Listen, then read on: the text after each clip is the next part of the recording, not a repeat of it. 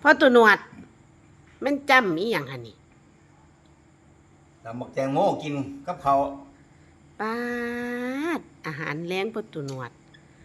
กินจังสิมันเป็นตาอายุยืนแท้คิดว่าอยากอยู่ฮอดจักปีเจ้าเพราะตัวหนวด ว่าจัก100 ปีหมดแล้ว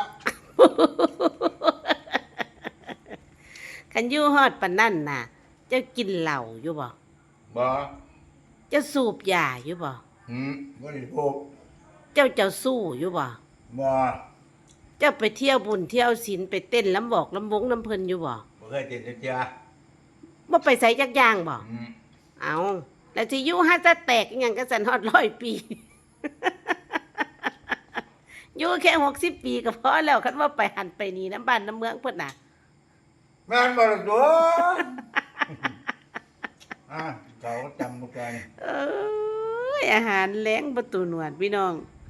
อันขวดกินหมดแล้วคือจังอันคือสิขวดเปลือกกินอันหวานๆมาแล้วคือสิขวดเปลือกอันต่ำเนาะเจ้าเนาะประตูหนวดเนาะกินหวานๆมื้อแล้วก็ควดตำกันเนี่ยแซ่บเด้อเนี่ยหมูตับโอ้ยบ่เคยกินบ่คืออะไรก็ตำบักแตงกินน้ำบ่เป็นดอกจังสิกินซะเจ้าน่ะแซ่บๆไปแสก็บ่ไปเที่ยวแสก็บ่ไปอยากอยู่ฮอด100 ปีว่าซั่นพี่น้อง สิบ่ได้ค้านไปวะ